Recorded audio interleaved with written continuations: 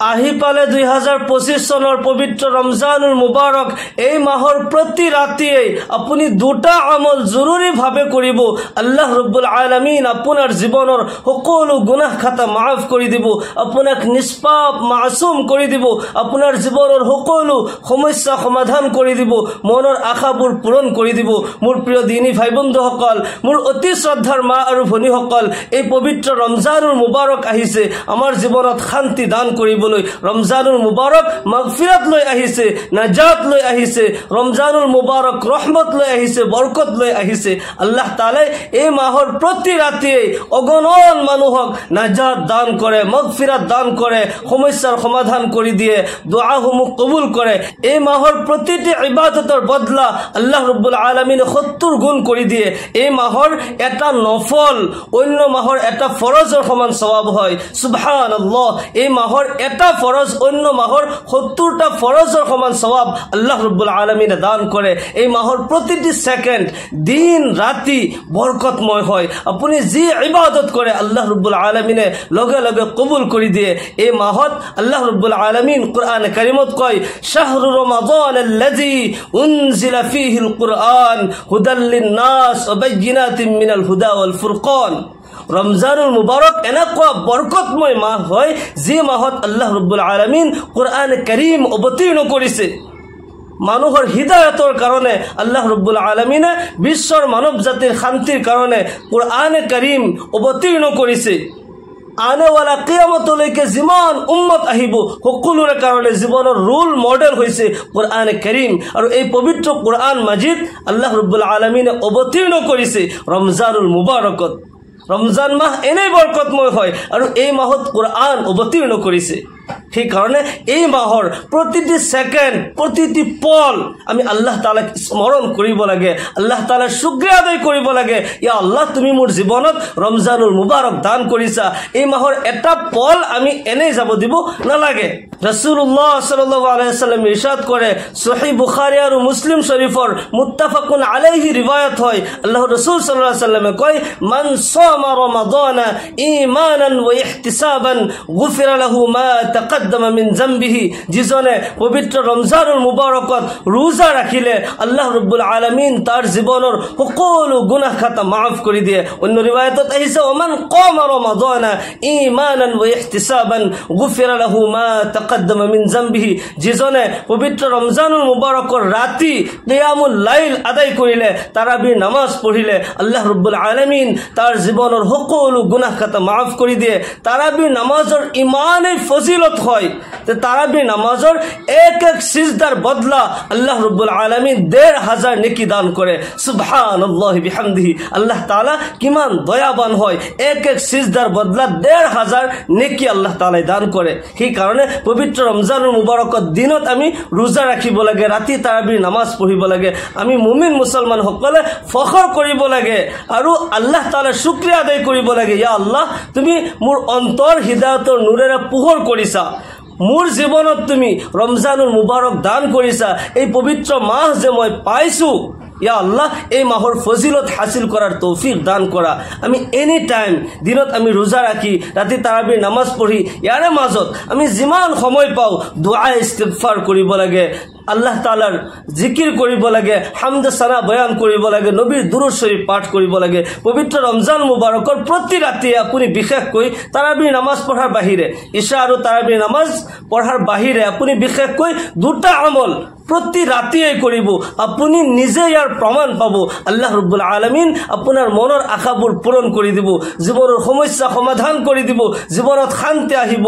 আল্লাহ ৰব্বুল আলামিন ইহকাল পৰকালত কামিয়াবি দান কৰিব। মোৰ প্ৰিয় দিনী ভাই বন্ধুসকল, ১ নম্বৰ আমল হৈছে আপুনি প্ৰতি ৰাতিয়ে ইশা আৰু তাৰাবিৰ নামাজৰ বাহিৰে যেতিয়া আপুনি সময় পায় ৪ ৰাকাত নামাজ আদায় কৰিব, যি নামাজৰ নাম হৈছে সলাতুত তাসবিহ।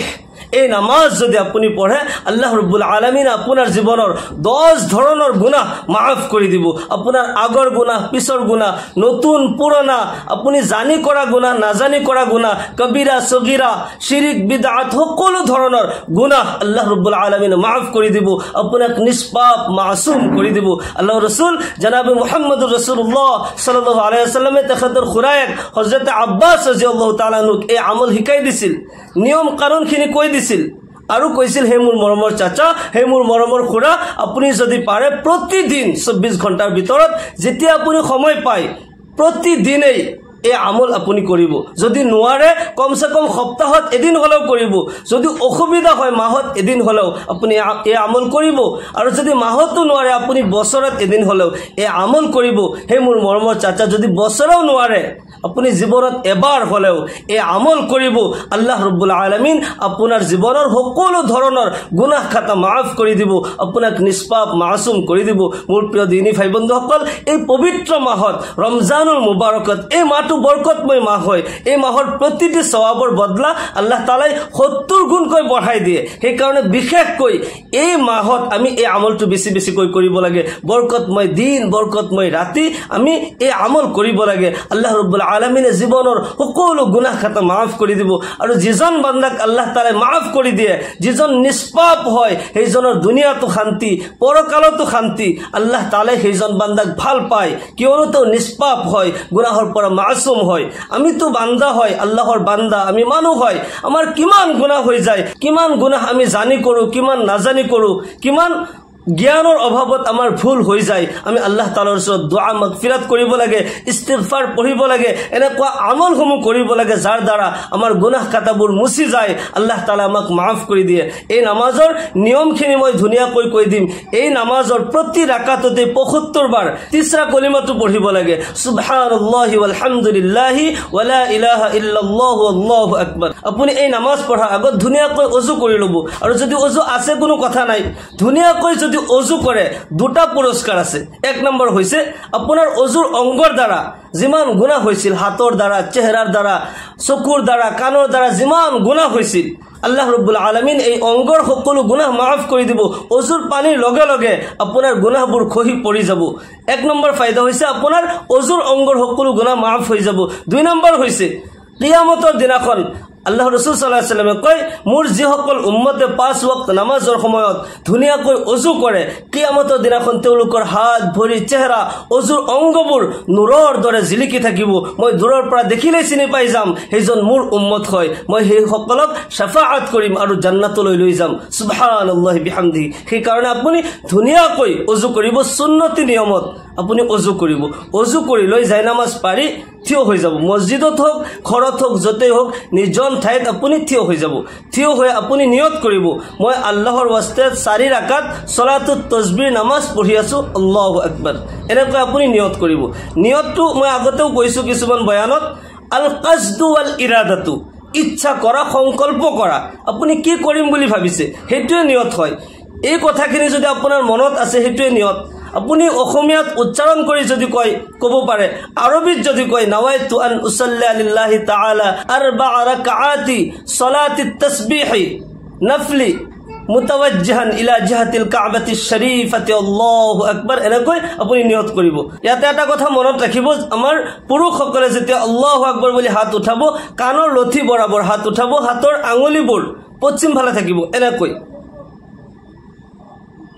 আৰু আমাৰ মহিলা মা ভনীসকলে কান্ধলৈকে হাত উঠাব, আৰু হাত বান্ধোতে মহিলাসকলে সিনাৰ ওপৰত হাত বান্ধিব আৰু পুৰুষসকলে নাভিৰ তলত হাত বান্ধিব, আৰু লগে লগে সানা পঢ়িব, সুবহানাকা আল্লাহুম্মা বিহামদিকা ওয়া তাবাৰাকা ইসমুকা ওয়া তাআলা জাদ্দুকা ওয়া লা ইলাহা গায়ৰুক। সানা পঢ়াৰ পিছত সূৰা কিৰাত পঢ়াৰ আগতে 15 বাৰ এই তাসবিহ পঢ়িব, সুবহানাল্লাহি ওয়াল হামদুলিল্লাহি ওয়া লা ইলাহা ইল্লাল্লাহু আল্লাহু আকবার 15 বাৰ ইয়াতে পঢ়িব। পঢ়াৰ পিছত আউযু বিল্লাহি বিসমিল্লাহ সূৰা ফাতিহা আৰু অন্য এটি সূৰা পঢ়িব। মই আসানিৰ কাৰণে এইখিনিও কৈ দিছো।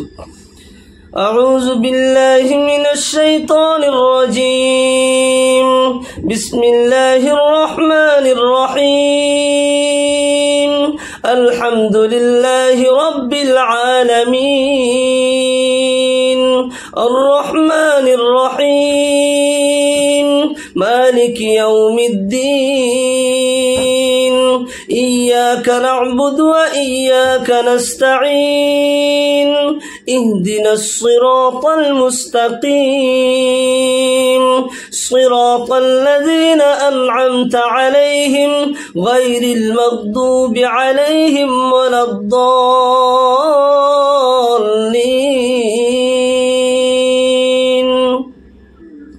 بسم الله الرحمن الرحيم الله نور السماوات والأرض مثل نوره كمشكاة فيها مصباح المصباح في زجاجة الزجاجة كأنها كوكب دري يوقد من شجرة مباركة زيتونة لا شرقية ولا غربية يكاد زيتها يضيء ولو لم تمسسه نار نور على نور يهدي الله لنوره من يشاء ويضرب الله الأمثال للناس والله بكل شيء عليم কেরাত যদি ডাঙৰ আয়াত হয় এটা আয়াত পঢ়িলে হ'ব আৰু সৰু সৰু আয়াত হলে তিনিটা আয়াত কমসে কম পঢ়িব লাগিব সূৰা ফাতিহা আৰু অন্য এটি সূৰা পঢ়াৰ পিছত আপুনি আকৌ 10 বাৰ এই তাসবিহ পঢ়িব সুবহানাল্লাহি ওয়ালহামদুলিল্লাহি ওয়ালা ইলাহা ইল্লাল্লাহু আল্লাহু আকবাৰ 10 বাৰ পঢ়িব তাৰ পিছত আল্লাহু আকবাৰ বুলি ৰুকুলৈ যাব আৰু ৰুকুৰ তাসবিহ পঢ়িব সুবহান ৰাব্বিয়াল আযীম সুবহান ৰাব্বিয়াল আযীম সুবহান ৰাব্বিয়াল আযীম তিনিবাৰ পঢ়িব তাৰ পিছত 10 বাৰ এই তাসবিহ পঢ়িব সুবহানাল্লাহি ওয়ালহামদুলিল্লাহি ওয়ালা ইলাহা ইল্লাল্লাহু আল্লাহু আকবাৰ পঢ়াৰ পিছত সামি আল্লাহু লিমান হামিদাহ কৈ থিয় হৈ যাব থিয় হৈ ৰব্বানা লাকাল হামদ পঢ়িব পঢ়াৰ পিছত আকৌ 10 বাৰ এই তাসবিহটো পঢ়িব লাগিব সুবহানাল্লাহি ওয়ালহামদুলিল্লাহি ওয়ালা ইলাহা ইল্লাল্লাহু আল্লাহু আকবার কোৱাৰ পিছত আল্লাহু আকবাৰ বুলি আপুনি সিজদা লৈ যাব আৰু সিজদাৰ তাসবিহ পঢ়িব সুবহান ৰাব্বিয়াল আ'লা সুবহান ৰাব্বিয়াল আ'লা সুবহান ৰাব্বিয়াল আ'লা তিনিবাৰ কোৱাৰ পিছত সিজদাত থাকা অৱস্থাতে আকৌ 10 বাৰ এই তাসবিহ পঢ়িব সুবহানাল্লাহি ওয়ালহামদুলিল্লাহি ওয়ালা ইলাহা ইল্লাল্লাহু আল্লাহু আকবাৰ পঢ়ি আল্লাহু আকবাৰ বুলি বহি যাব দুই সিজদাৰ মাজত বহাটোক জলসা বুলি কোৱা হয় জলসাত বহি ইয়াতে এটা দোয়া আছে আল্লাহুম্মা গফিরলি ওয়ারহামনি ওয়াহদিনি ওয়ারযুকনি ওয়াআফিনি এই দোয়াটো পঢ়া মুস্তাহাব হয় এই দোয়াটো পঢ়ি লব পঢ়াৰ পিছত আকৌ 10 বাৰ এই তাসবিহটো পঢ়িব সুবহানাল্লাহি ওয়ালহামদুলিল্লাহি ওয়ালা ইলাহা ইল্লাল্লাহু আল্লাহু আকবাৰ 10 বাৰ পঢ়াৰ পিছত পুনৰাই সিজদা লৈ যাব আৰু সিজদাৰ তাসবিহ তিনিবাৰ পঢ়াৰ পিছত এই তাসবিহটো 10 বাৰ পঢ়িব সুবহানাল্লাহি ওয়ালহামদুলিল্লাহি ওয়ালা ইলাহা ইল্লাল্লাহু আল্লাহু আকবাৰ এক ৰাকাতত এনেকৈ 75 বাৰ এই তাসবিহটো পঢ়া হল এনেকৈ আপুনি 4 ৰাকাত নামাজ পঢ়িব 4 ৰাকাত নামাজ পঢ়ি আল্লাহৰ ওচৰত দুআ কৰিব আল্লাহ ৰাব্বুল আলামিন জীৱনৰ সকলো গুনাহ খাতা মাফ কৰি দিব এক নম্বৰ আমল হৈছে আপুনি 4 ৰাকাত সালাতুত তাসবিহ নামাজ মই কৈ দিয়া দৰে এই নিয়মত আপুনি পঢ়িব দুই নম্বৰ আমল হৈছে যে বেছি বেছিকৈ দুরূদ শরীফ পাঠ করিব আল্লাহর রাসূল জনাবে মুহাম্মদুর রাসূলুল্লাহ সাল্লাল্লাহু আলাইহি ওয়াসাল্লামে কয় মান সাল্লা আলাইয়া সালাতান ওয়াহিদাতান সাল্লাল্লাহু আলাইহি আশরান যিজনে এবার মোর উপর দুরূদ শরীফ পাঠ করে আল্লাহ রাব্বুল আলামিন তার উপর 10টা রহমত অবতীর্ণ করে অন্য রিওয়ায়াতত আহিছে যিজনে এবার দুরূদ শরীফ পাঠ করে লগে লগে আল্লাহ রাব্বুল আলামিন তিনিটা পুরস্কার দান করে এটা হইছে তার নামে আমলের পর 10টা গুনাহ maaf করে দিয়ে দুই নম্বরত 10টা রহমত আল্লাহ রাব্বুল আলামিন দান করে তিন নম্বরত আল্লাহ রাব্বুল আলামিনের আদালতত সেইজন ব্যক্তির মর্যাদা 10টা মর্যাদা বুলন্দ করে দিয়ে ইয়ার বাহিরেও আল্লাহ রাসূল সাল্লাল্লাহু আলাইহি ওয়াসাল্লামে কয় যিজন ব্যক্তিয়ে পুয়া গধূলি 10 বার কই মোর উপরত দুরূদ শরীফ পাঠ করে ওয়াজাবাত লাহু শাফাআতি কিয়ামতের দিনাখন মই সেইজন উম্মতক শাফাআত করিম মোর কারণে শাফাআত করা ওয়াজিব হয়ে যাব কিয়ামতের সেই কঠিন মুহূর্তত যদি আমার নবী আমাক চিনি পায় আমার কারণে শাফাআত করে ইয়াত কই ডাঙর আর সৌভাগ্যৰ কথা কি হব পাৰে আল্লাহ ৰাব্বুল আলামিন নিজে এই কৰ্ম কৰে আল্লাহ তাআলা কোনো কামেই নকৰে এটা কামেই কৰে যেটো নেকি তেওঁৰ হাবিব জনাবে মুহাম্মদুৰ ৰাসূলুল্লাহ সাল্লাল্লাহু আলাইহি ওয়াসাল্লামৰ ওপৰত দুৰূদ শৰীফ পাঠ কৰে আল্লাহ ৰাব্বুল আলামিন কোৰআনে কাৰীমত এই দৰে ইৰশাদ কৰে ইন্নাল্লাহা ওয়া মালাইকাতাহু ইসাল্লুনা আলান নবিয়্যি ইয়া আইয়ুহাল্লাযীনা আমানু সাল্লু আলাইহি ওয়া সাল্লিমু তাসলিমা নিশ্চয় আল্লাহ রাব্বুল আলামিন আর তোর ফেরেশতা সকলে ইসাল্লুনা আলান নবী নবীর উপর দুরূদ শরীফ পাঠ করে ইয়া আইয়ুহাল্লাযীনা আমানু হে মুমিনিন সকল যি সকলে মোৰ ওপৰত ঈমান আনিছা মোৰ নবীৰ ওপৰত ঈমান আনিছা হে মুমিন সকল সাল্লু আলাইহি ওয়া সাল্লিমু তাসলিমা তোমালোকেও নবীৰ ওপৰত দুৰূদ শৰীফ পাঠ কৰা সালাম পঠোৱা যিজন বান্দাই আল্লাহৰ নবীৰ ওপৰত দুৰূদ শৰীফ পাঠ কৰে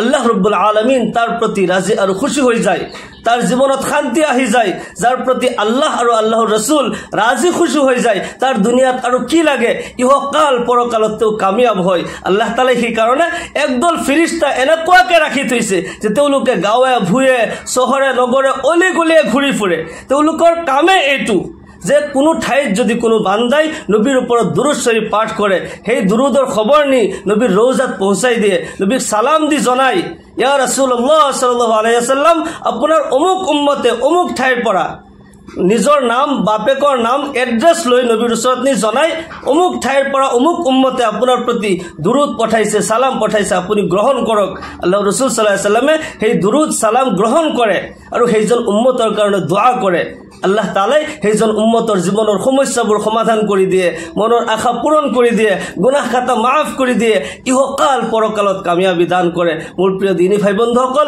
পবিত্ৰ ৰমজানৰ মাহ হয় এই মাহৰ প্ৰতিটি সেকেন্ড প্ৰতিটি পল বৰকতৰ হয় আমি এনেই যাব দিব নালাগে আমি এনি টাইম নবীৰ ওপৰত দুৰূদ শৰীফ পাঠ কৰি থাকিব লাগে দোয়া ইস্তিগফাৰ কৰিব লাগে আল্লাহ তাআলা আমাক সকলোকে পবিত্ৰ ৰমজানৰ মুবাৰকৰ সকলো বাৰাকাত হাসিল কৰাৰ তৌফিক দান কৰক বেছি বেছি কৈ আল্লাহৰ ইবাদত কৰি আল্লাহক ৰাজি খুশি কৰাৰ তৌফিক দান কৰক সকলোকে আল্লাহুম্মা আমিন ওয়া আখিৰু দাওয়ানা আনিল হামদুলিল্লাহি ৰাব্বিল আলামিন আসসালামু আলাইকুম ওয়া ৰাহমাতুল্লাহি ওয়া বাৰাকাতুহু